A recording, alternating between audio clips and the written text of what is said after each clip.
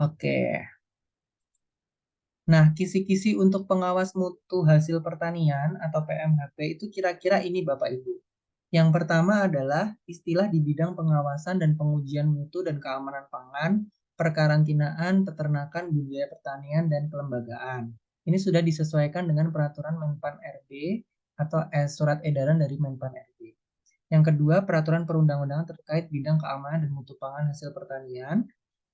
Yang ketiga, lembaga pengawas pangan, lembaga pengujian, lembaga sertifikasi produk atau profesi, standar persyaratan keamanan pangan, mekanisme penerapan pengawasan dan pengujian di bidang keamanan pangan, dan cemaran atau kontaminan pada pangan. Ya, kita lanjut langsung coba soalnya ya.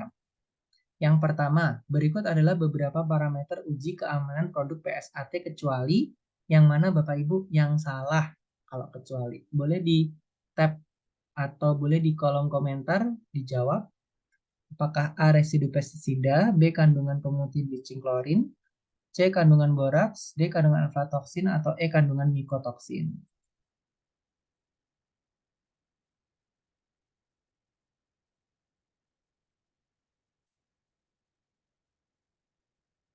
Oke,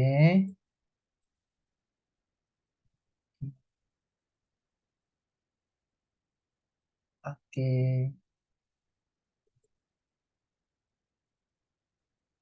Yang benar jawabannya adalah yang C ya, kandungan boraks. Karena PSAT sendiri ini ada kepanjangannya, yaitu produk PSAT itu pangan segar asal tumbuhan. Nah, kecuali benar jawabannya adalah kandungan boraks karena boraks itu tuh tidak digunakan pada pangan segar asal tumbuhan. Boraks itu kan pengawet ya, pengawet yang ada di eh pengenyal yang ada di bakso kan, boraks itu. Jadi itu nggak ada. Kalau residu pestisida, bleaching klorin, aflatoksin, mikotoksin itu ada di pangan segar asal tumbuhan. Seperti di aflatoksin itu di jagung, mikotoksin itu di beberapa biji-bijian, seperti itu. Pemutih bleaching klorin itu di padi beras, kalau residu pestisida itu di buah-buahan. Lanjut. Nah, nih. Penyimpanan bahan makanan pada suhu 0 sampai 4 derajat Celcius termasuk pada penyimpanan apa? Silahkan dijawab di kolom chat.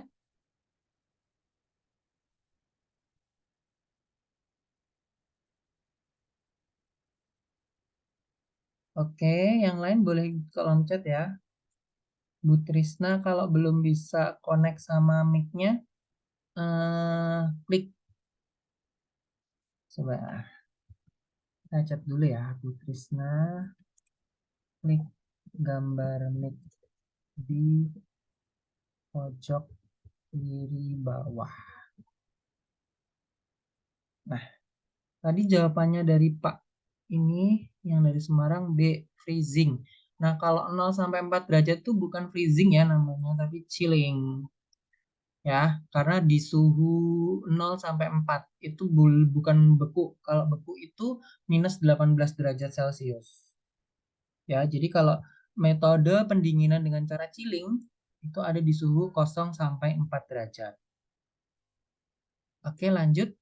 Institusi internasional yang memiliki wewenang untuk mengatur aturan dan undang-undang yang berkaitan dengan pangan di seluruh dunia adalah apa jawabannya?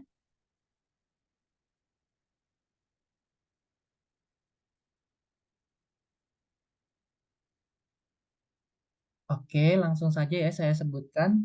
Em, nah, jawabannya itu adalah B. Salah, bukan B, tapi C, CAC. Codex Alimentarius Commission. Nah, ini adalah institusi internasional yang mengurus tentang keamanan pangan ya. Pertanyaan di sini adalah mengatur aturan dan undang berkaitan dengan pangan di seluruh dunia. Nah, itu CAC, Komisi Kode Pangan. Commission, Codex Alimentarius Alimentia, eh, Element, apa sih? Alimentarius Commission.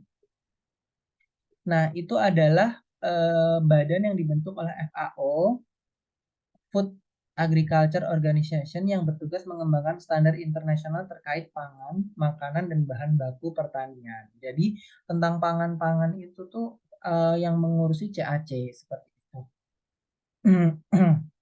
Iya Pak, jadi CAC itu di bawahnya FAO gitu. Cuma kalau untuk yang standar pangan itu yang mengurusi CAC ya, jadi beda dengan FAO. Next, untuk mencapai hasil pertanian hortikultura yang berkualitas tinggi, saat yang optimal untuk melakukan panen adalah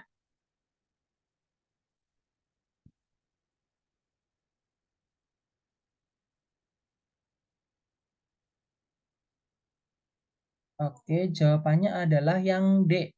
Kenapa yang D, pagi atau sore? Karena itu adalah yang optimum seperti itu untuk buah dan sayur ya. Karena kalau waktu panas matahari yang terik itu kurang maksimal seperti itu. Dengan ini karakteristik airnya sama kandungan airnya gitu. Jadi itu kurang maksimal seperti itu. Kalau pakainya panennya itu tidak di pagi atau sore hari seperti itu. Lanjut, dalam upaya meningkatkan kualitas bahan pangan, langkah pembersihan pada bahan pangan mencakup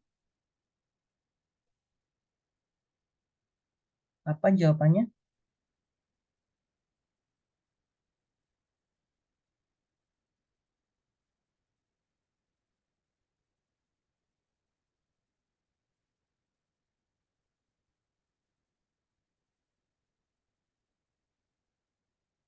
Oke, langsung saja ya. Jawabannya adalah pembersihan dan pengupasan. Kenapa? Jadi, kalau meningkatkan kualitas bahan pangan itu langkah pembersihannya eh, ini pembersihan sama pengupasan ya. Kalau pemanenan itu enggak masuk ke pembersihan.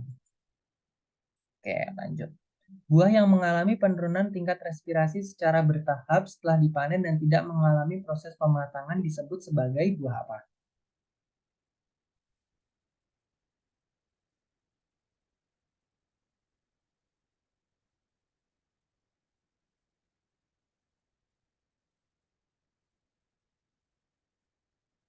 Oke, udah bisa ya Bu Trisna suaranya. Mantap.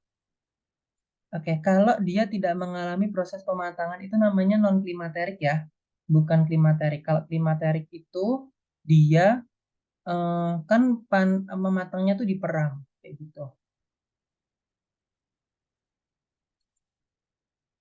Nih, buah klimaterik adalah buah yang mengalami lonjakan respirasi dan produksi etilen setelah dipanen. Jadi harus diperam. Sedangkan buah non klimaterik adalah buah yang tidak mengalami lonjakan respirasi maupun etilen setelah dipanen. Jadi ya dia setelah dipanen ya akan seperti itu. Dia kayak apa? eh, nggak cepet busuk gitu loh. Seperti itu ya biasa aja gitu kalau non klimater itu. Untuk mendapatkan semangka yang berkualitas dan baik, pertumbuhan buah semangka harus terjadi pada saat musim yang tepat, yaitu apa jawabannya? C. Eh, ada orangnya. Hai Pak Lutfi. Dari kira nggak ada orangnya tadi. Buah semangka paling tepat ditanam pada saat ya penjelasannya ini ya. Semangka sangat menyukai iklim yang kering dan panas.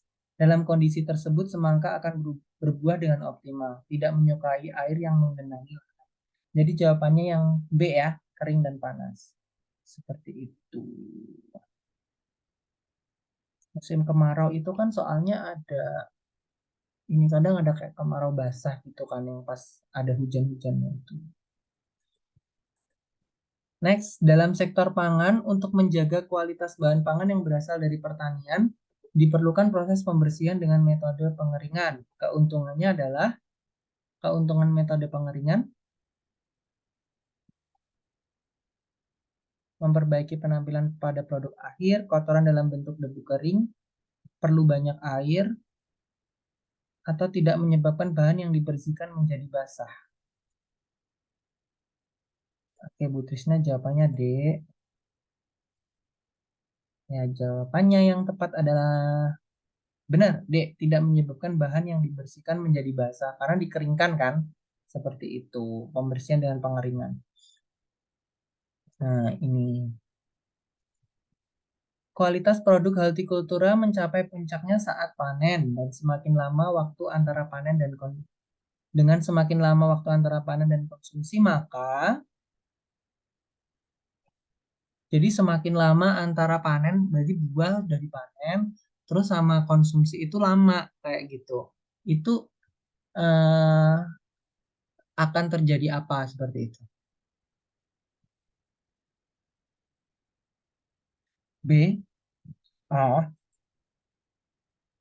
jawabannya A ya, Bu Trisna bukan B karena kalau ini nih buah udah dipanen hari ini, dikonsumsi besok sama dikonsumsi 1 bulan lagi, itu kan lebih enak yang dikonsumsi besok ya karena mutunya masih bagus. Jadi susut mutunya itu kecil. Tapi kalau dikonsumsi 1 bulan lagi, itu susut mutunya tuh udah besar gitu. Jadi kurang baik seperti itu. Penurunan mutunya seperti itu. Semakin lama dikonsumsi, dia penurunan mutunya akan semakin besar. Seperti itu ya. Gitu. Nah, seperti ini grafiknya. Jadi semakin tinggi, semakin lama waktunya, dia mutunya akan semakin naik. Seperti itu. Salah. Penurunan mutunya akan semakin tinggi. Gitu. Susut mutu.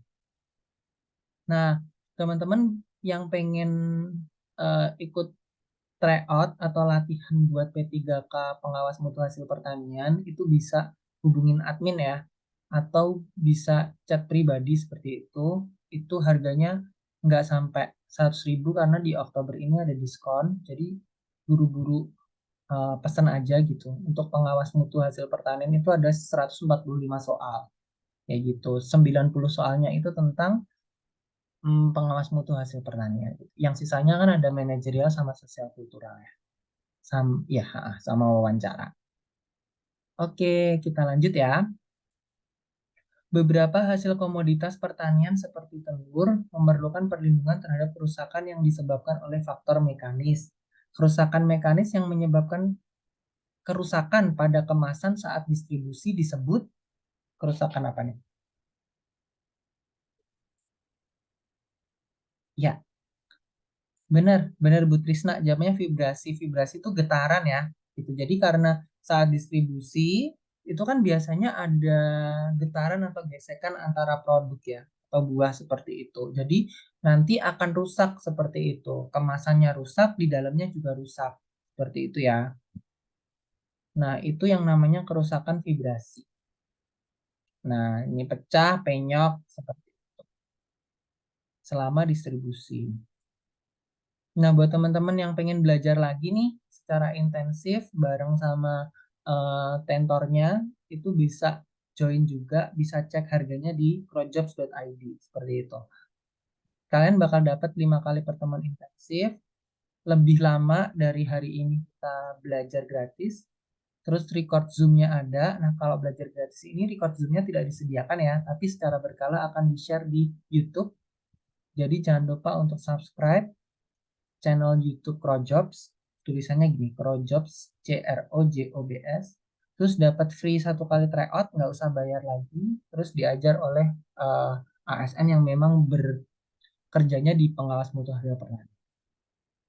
Oke, gimana selesainya? Iya, sesuai kisi-kisi yang tadi ya, Pak.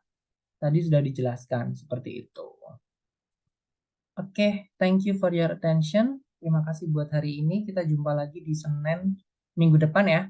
Ajakin teman-temannya biar belajarnya lebih ramai lagi. Terima kasih. Wassalamualaikum warahmatullahi wabarakatuh.